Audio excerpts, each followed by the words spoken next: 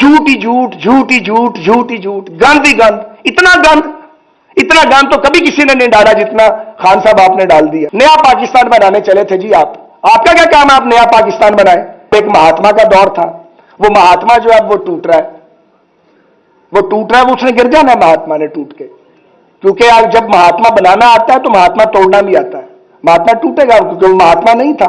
नजरिया जरूरत वाले जजीज हैं, वो 4 जाते हैं 2 और आ जाते हैं, उनसे भी जान नहीं छूटती है।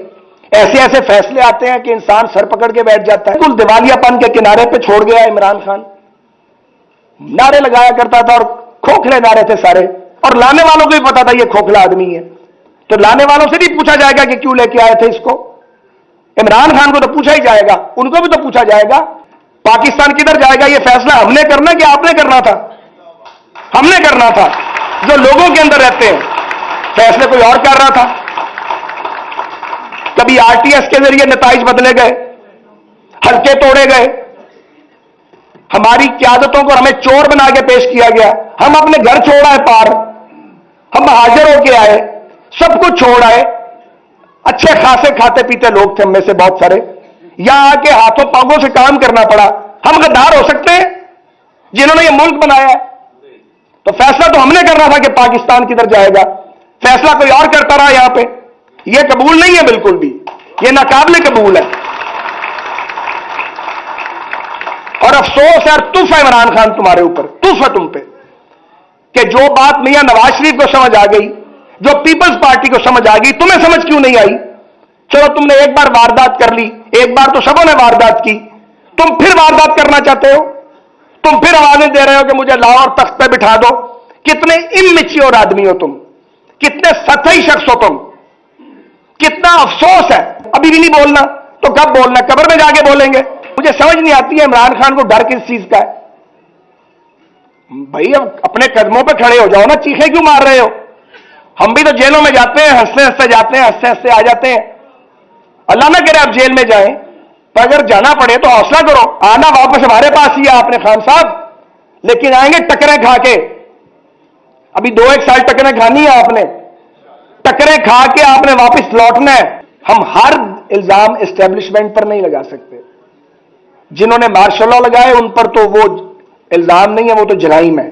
उन जराइम को तो समंदर के पानी से भी नहीं धोया जा सकता, और वो हर शख्स अपने किए की सजा पाएगा। कुछ पा चुके हैं, कुछ पाएंगे आइंदा। वो तो बचत नहीं होगी ना इस दुनिया में ना अगले जहान में।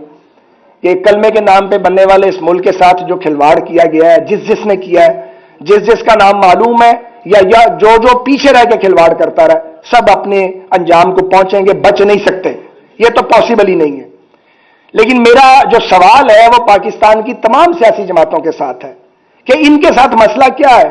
कितनी इन्होंने ठोकरें खानी है, कितने तजर्बात और करने हैं इन्होंने। एक अवेलेबल होता है, वो बात समझता है तो दूसरा कंधा पेश कर देता है, दूसरा बात समझता है तो एक और पैदा हो जाता है लाडला, वो अपना कंधा पेश कर देता है। फिर हम एक दूसरे को खूब गालियां देते हैं, घूंसे मारते हैं, एक दूसरे को अड़ंगे देते हैं। अब एक महात्मा का दौर था, वो महात्मा जो है वो टूट रहा है, वो उसने गिर जाना है महात्मा ने टूट के, क्योंकि आज जब महात्मा बनाना आता है तो महात्मा तोड़ना भी आता है। महात्मा टूटेगा क्योंकि वो महात्मा नहीं था। लेकिन अब ये पाकिस्तान की सियासी जमातों का काम है। किसी एक सियासी जमात ने अपने अंदर जमहूरी अमल जो है उसको जिंदा और तबिंदा नहीं रखा, जैसा रहना चाहिए। इख्तिलाफ होता है, हम बड़ी बड़ी सख्त बात करते हैं अपनी जमातों में, सुना भी जाता है, लेकिन जो मायार चाहिए वो मायार नहीं है। फिर नजरिया जरूरत वाले जजीज हैं, वो 4 जाते हैं 2 और आ जाते हैं, उनसे भी जान नहीं छूटती है। ऐसे ऐसे फैसले आते हैं कि इंसान सर पकड़ के बैठ जाता है। ऐसे ऐसे फैसले आते हैं जो मुल्क को अरबों डॉलर का टीका लग जाता है, उन्हें कोई नहीं पूछता। वो पवित्र है, उन्हें पूछा ही नहीं जा सकता, तौहीन लग जाएगी आपके ऊपर। अब तो वो वक्त आ गया कि लोग चाहते हैं कि उन पर तौहीन लगाई जाए, क्योंकि मुल्क की तौहीन तो ना की जाए, आइन और जमहूरियत की तौहीन तो ना की जाए। कोई अपने रिश्तेदारी की बुनियाद पर फैसले देता है, कोई अपने चैम्बर की बुनियाद पर फैसले देता है, कोई अपनी जरूरत के ताबे फैसले देता है। ये कोई तरीका है? इस तरह चलते हैं मुल्क? 22 करोड़ का ये मुल्क है, न्यूक्लियर पावर है, तमाशा बनाया हुआ हमने। एक दूसरे से बदले पे बदला, बदले पे बदला। कितने बदले लेने हमने एक दूसरे के साथ? बदला तो पाकिस्तान के साथ ले रहे हैं। अंदाजा है कि इस वक्त मुल्क कहां खड़ा है? بالکل دیوالیہ پن کے کنارے پہ چھوڑ گیا عمران خان. نعرے لگایا کرتا تھا اور کھوکھلے نعرے تھے سارے, اور لانے والوں کو بھی پتا تھا یہ کھوکھلا آدمی ہے. تو لانے والوں سے بھی پوچھا جائے گا کہ کیوں لے کے آئے تھے اس کو. عمران خان کو تو پوچھا ہی جائے گا, ان کو بھی تو پوچھا جائے گا جنہوں نے فیصلے دیا عدالتوں میں بیٹھ کے, جو پروجیکٹ عمران کو تخلیق کر رہے تھے, نیا پاکستان بنانے چلے تھے. جی آپ کا کیا کام ہے, آپ نیا پاکستان بنائیں؟ پاکستان کدھر جائے گا یہ فیصلہ ہم نے کرنا کہ آپ نے کرنا تھا؟ ہم نے کرنا تھا. جو لوگوں کے اندر رہتے ہیں, فیصلے کوئی اور کر رہا تھا. کبھی آر ٹی ایس کے ذریعے نتائج بدلے گئے, حلقے توڑے گئے, ہماری قیادتوں کو ہمیں چور بنا کے پیش کیا گیا. ہم اپنے گھر چھوڑ آئے پار, ہم حاضر ہو کے آئے, سب کچھ چھوڑ آئے. اچھے خاصے کھاتے پیتے لوگ تھے ہم میں سے بہت سارے, یہاں آ کے ہاتھوں پاؤں سے کام کرنا پڑا. ہم غدار ہو سکتے ہیں جنہوں نے یہ ملک بنایا ہے؟ تو فیصلہ تو ہم نے کرنا تھا کہ پاکستان کدھر جائے گا. فیصلہ کوئی اور کرتا رہا یہاں پہ. یہ قبول نہیں ہے بالکل بھی, یہ ناقابل قبول ہے. اور افسوس ہے اور تف ہے عمران خان تمہارے اوپر, تف ہے تم پہ کہ جو بات میاں نواز شریف کو سمجھ آ گئی, جو پیپلز پارٹی کو سمجھ آ گئی, تمہیں سمجھ کیوں نہیں آئی؟ چلو تم نے ایک بار واردات کر لی, ایک بار تو سبوں نے واردات کی, تم پھر واردات کرنا چاہتے ہو, تم پھر آوازیں دے رہے ہو کہ مجھے لاؤ اور تخت پہ بٹھا دو. کتنے اممیچیور آدمی ہو تم, کتنے سطحی شخص ہو تم, کتنا افسوس ہے. کیا میں آپ کو سمجھتا تھا اور کیا آپ نکلے ہیں؟ کتنا تعلق تھا آپ کے ساتھ, کیا کیا آپ نے؟ یہ نیا پاکستان ہے, یہ ریاست مدینہ بنائی تھی آپ نے. جھوٹ ہی جھوٹ, جھوٹ ہی جھوٹ, جھوٹ ہی جھوٹ, گند ہی گند. اتنا گند تو کبھی کسی نے نہیں ڈالا جتنا خان صاحب آپ نے ڈال دیا. اور شرم ابھی بھی نہیں آ رہی. اب اسمبلیاں توڑوانے چلے آپ, پھر توڑوا بھی نہیں سکتے. توڑو کے پی کی اسمبلی, کیوں نہیں توڑتے؟ ہمت ہے, نہیں توڑ سکتے. تو یہ بڑکیں کیوں لگاتے ہیں؟ جو بھی بڑک لگائے گا وہ میں ہوں, وہ عمران خان ہو یا کوئی اور ہو, وہ اس ملک کا مستقبل نہیں ہو سکتا. بڑک بازوں کا کام ہی نہیں ہے یہ. تو میں آج کے دن یہ کہنا چاہتا ہوں کہ اگر جان چھڑانی ہے اس عذاب سے, جو عذاب بار بار آ جاتا ہے پاکستان پہ, کبھی کسی شکل میں کبھی کسی شکل میں, تو پھر سیاسی جماعتیں مہربانی کر کے رحم کریں, اپنے اندر الیکشن کروائیں, الیکشنوں کے ذریعے قیادت کے فیصلے کریں. ایک لیڈر جو ہے, کوئی ایک لیڈر جس کے پیچھے لوگ چلتے ہیں, وہ کیسے عقل کل ہو سکتا ہے؟ مجھے بتائیں, کیسے عقل کل ہو سکتا ہے؟ غلط فیصلے کرتے ہیں ہم ٹکٹوں کے, کوئی نظام ہی نہیں ہے سیاست میں, نیچے سے ریکمنڈیشن ہی نہیں آتی ہے. وہ ویسے ہی ایم پی ایم این اے آ جاتے ہیں, وہ آ کے ٹامک ٹوئیاں مارتے ہیں, مشکل ٹائم پہ ساتھ کھڑے نہیں ہوتے. کتنی بار یہ تجربہ کرنا ہے؟ اب بس ہو گئی ہے یار. جوان جو جہان تھے, ٹین ایجر تھے جب آئے تھے, میں 60 سال کراس کر گیا ہوں, ابھی بھی نہیں بولنا تو کب بولنا؟ قبر میں جا کے بولیں گے, بولنا پڑے گا.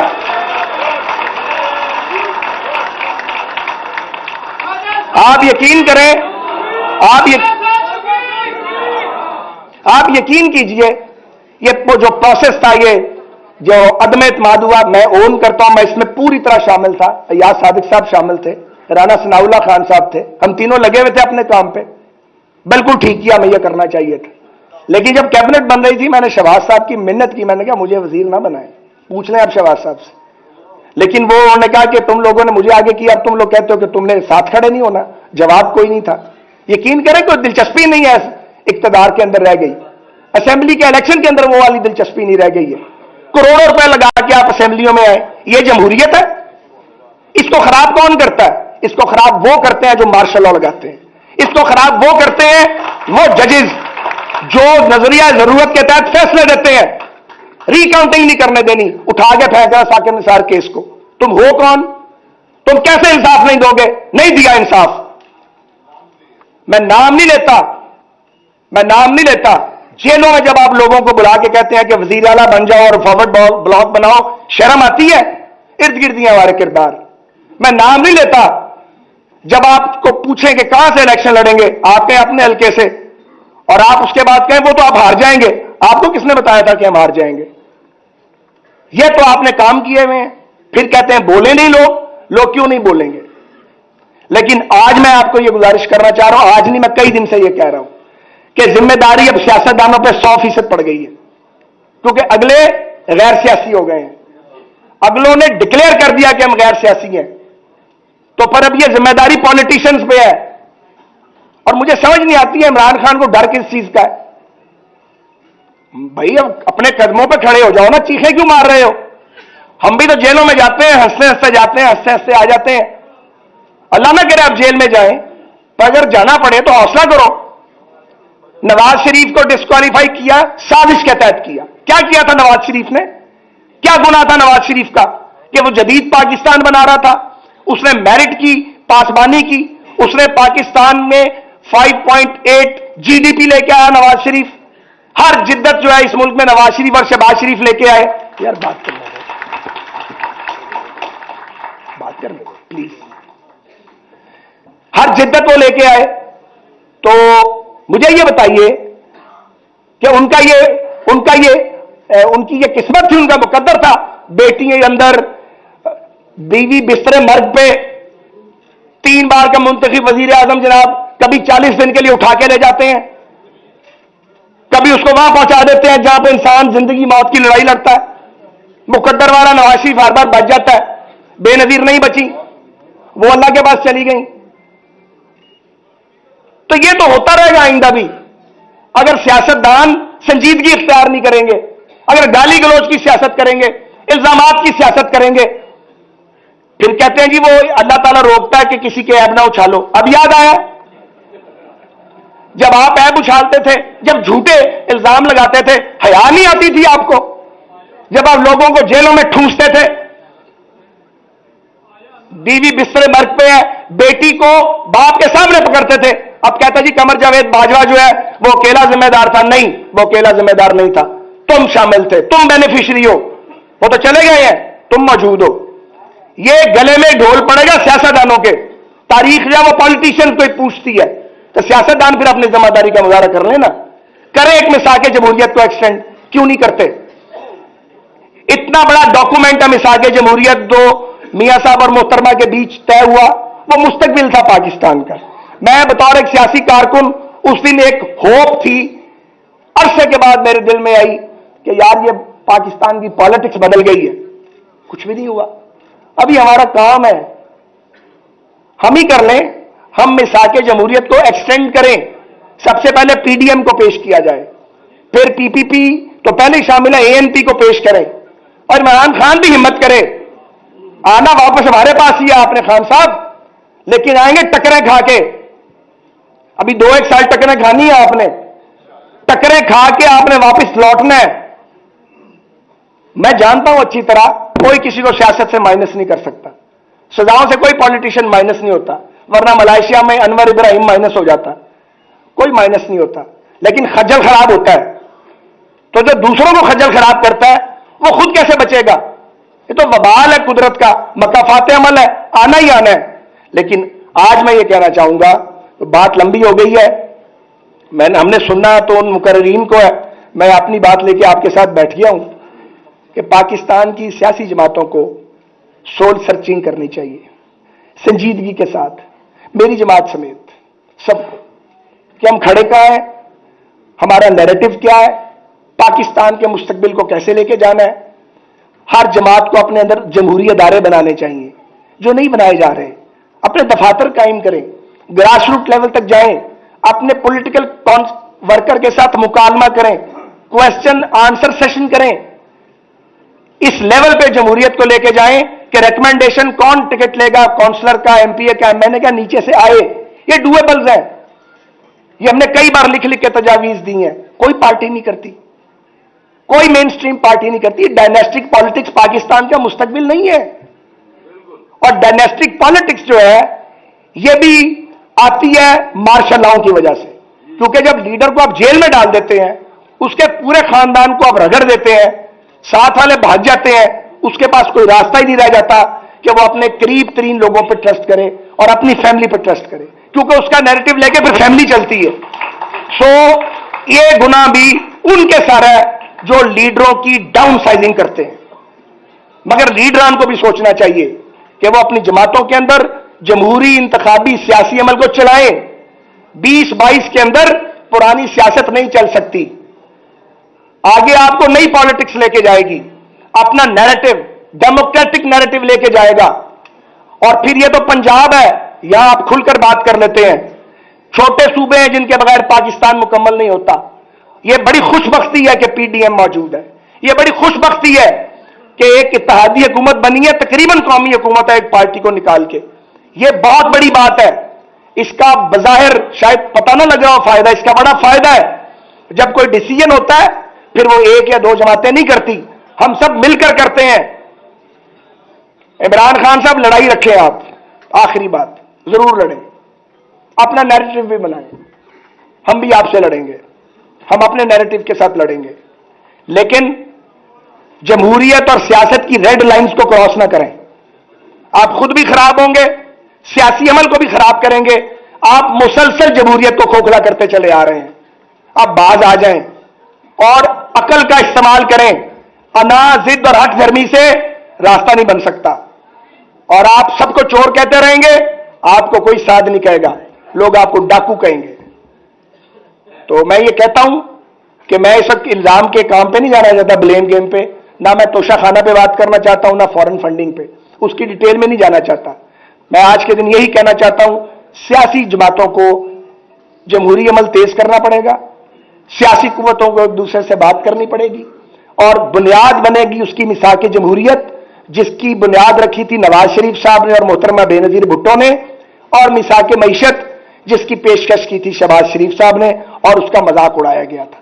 آج بھی راستہ وہی ہے, میثاق جمہوریت اور میثاق معیشت کا. اگر ہم آپس میں بات کریں, مکالمہ کریں, ہم مستقبل کی راہ متعین کریں, بحث پارلیمان کے اندر کریں, اسمبلیاں توڑو, اسمبلیوں سے استعفے دو, اس تماشے کو بند کریں, تو پھر 5واں مارشل لا نہیں آئے گا. لیکن اگر ہم ایک دوسرے کے گریبان پھاڑیں گے, ایک دوسرے کو گھسیٹیں گے, تو کبھی کسی وقت پاکستان میں کچھ بھی ہو سکتا ہے. پاکستان پائندہ باد.